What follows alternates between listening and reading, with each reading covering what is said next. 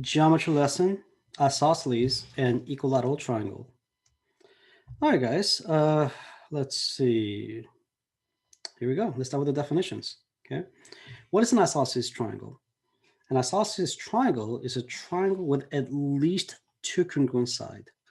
You gotta really be careful about the word at least because it means that it's two or more.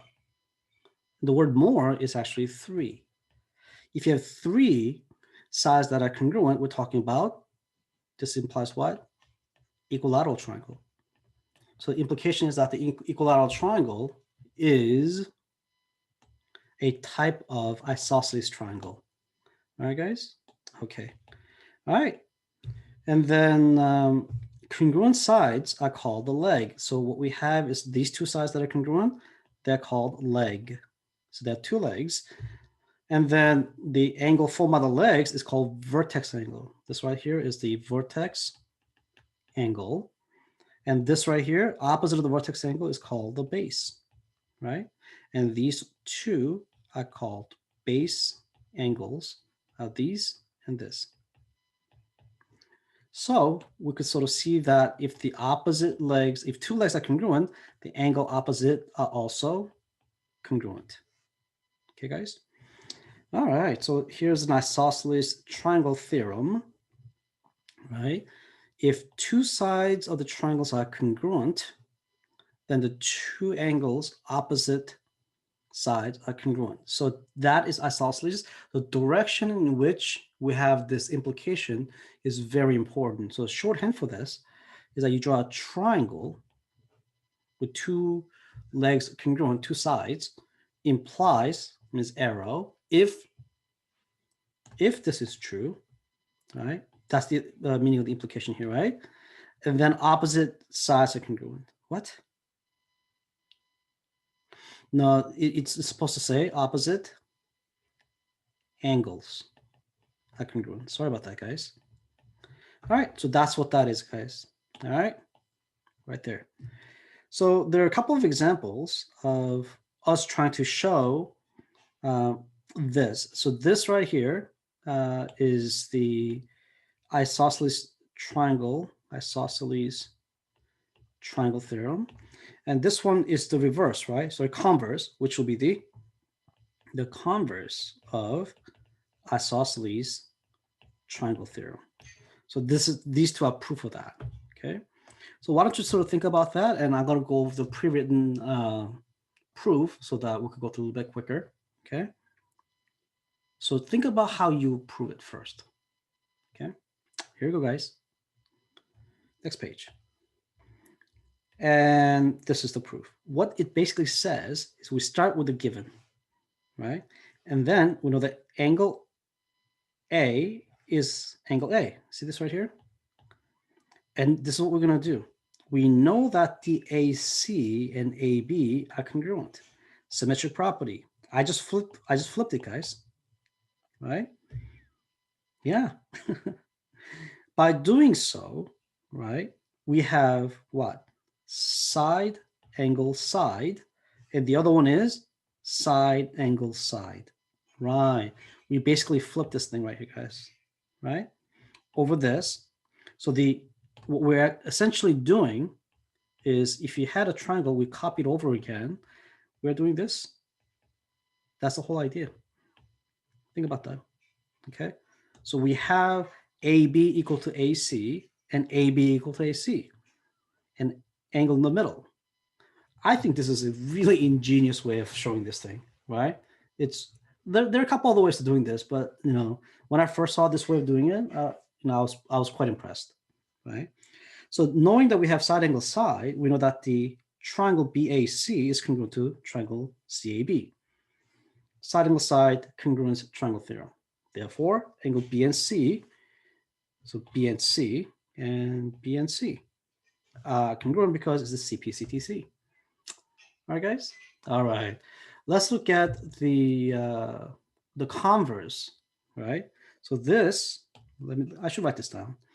I'm just gonna make it up now. ITT. Actually, I'm sorry. That sounds weird.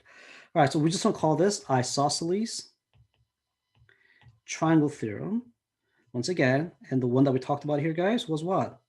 The converse of isosceles triangle theorem, okay? Here's the way you prove it, guys. First thing that we do is we state the angle first, and then second thing we're going to do is we're going to draw segment AM such that it's perpendicular to BC. That's perpendicular postulate. As I mentioned in class, just like a parallel postulate, through a point not on a line, there exists exactly one line or line segment that is perpendicular to this, okay?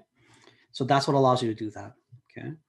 And we know that the angle AMC and AMB are congruent because they're both right angles. Perpendicular lines intersect at a right angle, right? And because they're both right angles, they're congruent. Check. We know that the AM is equal to itself, right? So that is a side, that is an angle. And we know that this is true. So we have angle, angle, side. And that's exactly what we did. Triangle ABM is congruent to triangle ACM by angle, angle, side congruence theorem. And AB and AC are congruent by CP, CTC. Corresponding part of congruent triangles are congruent. All right, guys? Okay. Here we go. So we have a whole bunch of stuff that we gotta go through. So as I mentioned earlier, we're going to talk about equilateral triangle. Equilateral triangle is a special, it's a special isosceles triangle, right? So if you have an umbrella, oops, that's my beautiful umbrella, of isosceles triangles, and underneath are different kinds of, isosceles triangles, the skinny ones and obtuse ones. Within it, included also is the equilateral triangle. It's all in a big one umbrella, right? It's a subset of it. So you could think of, I don't know, equilateral triangle as a San Jose or Saratoga inside a, I don't know, Santa Clara County, okay? So if you are from isosceles, you're always equilateral triangle. Sorry, I got that backwards. If you're equilateral triangle, you're always isosceles, but only some isosceles is equilateral triangle. Okay, so we need to get that relationship squared away. Now, we have equiangular triangle is triangle with three congruent angles. They're the same thing, right? So according to the equilateral triangle theorem, if triangle is equilateral, then it is equiangular. And the converse of that, it reverses the implication. So if this is P, the sentence, if then is arrow, and let that be Q. The converse of that will just reverse that. Equiangular is Q, implies equilateral, right? When you switch the order of the implication, we call it converse, okay? All right, so sometimes if you want to combine this, is what we call biconditional statement. So we could combine this statement by saying equilateral triangle if and only if equiangular triangle. But I'll talk more about that in class, but let's move on, guys. Okay, so the question is, look at this. It shows that these two are congruent, shows that these three are congruent. From that information, can you solve the problem? And then we got triangle JKL, angle J63, angle L is 54. Triangles acute, isosceles, obtuse, or right triangle. From this information, can you figure it out? Okay.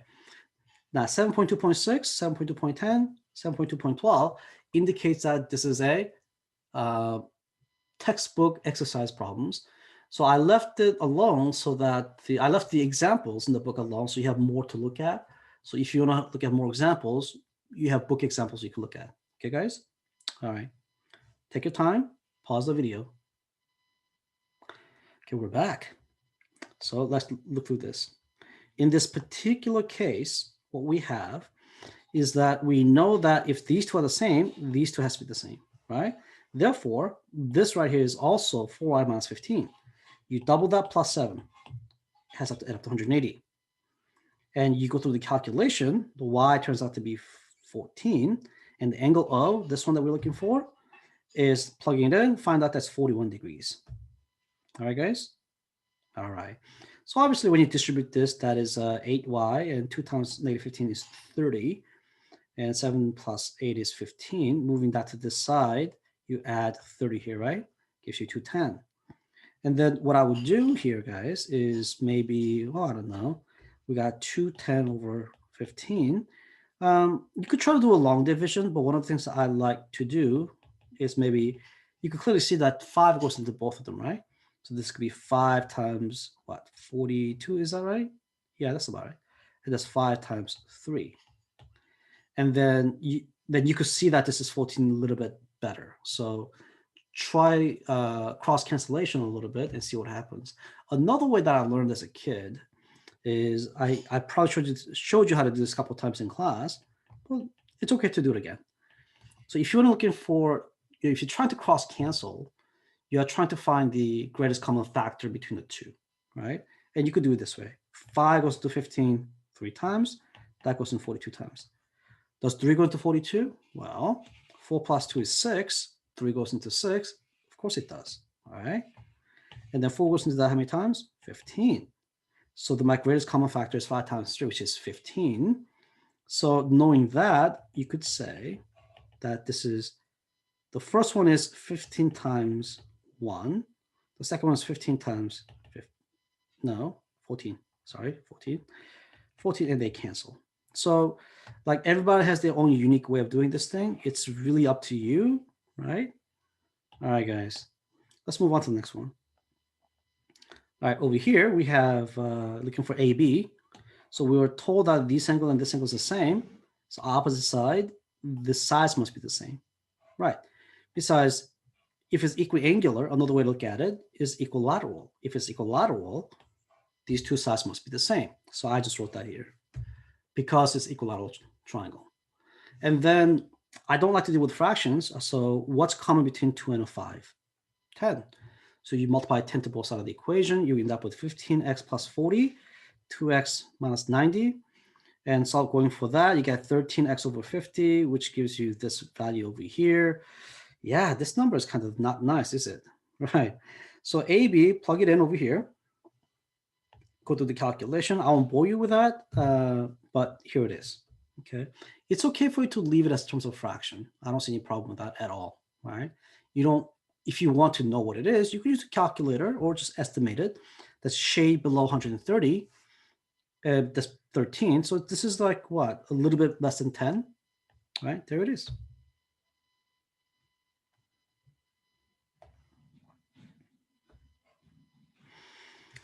All right.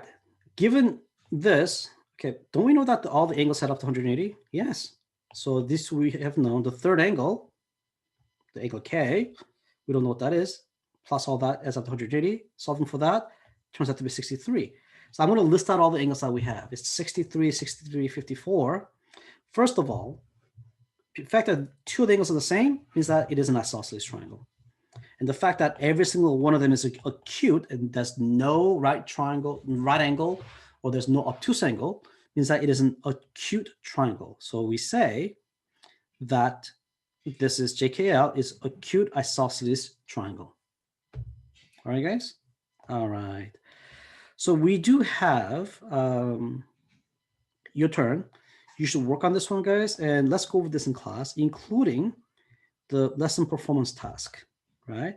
This is a lot more challenging. So this should be fairly doable, these two. I could even show you the answer right now if you like. Yeah, why don't I do that? Well, that lesson performance task we should do, but you should definitely do this before I show you the answer. So you should probably pause the video right now. Okay, guys, here it is. The answer is 57. Is that 57? No. That's what? 51. You know what I should do? I should maybe pull this out just a little bit. Oh yeah, there you go. That right there is 51. Right? Right. I should give it a little bit of space. And then you go through the calculation. Oh, guys, the big thing is you have to get 16 first. And then over here, y is 20, and then plug it back in, you get 15 centimeters. Okay, guys? All right, we're gonna be going over this in class. Think about it, try this on your own, and let's see what happens. Okie dokie, guys? All right. So I shall see you in class. Or I'll see you next video, okay? Have a good night.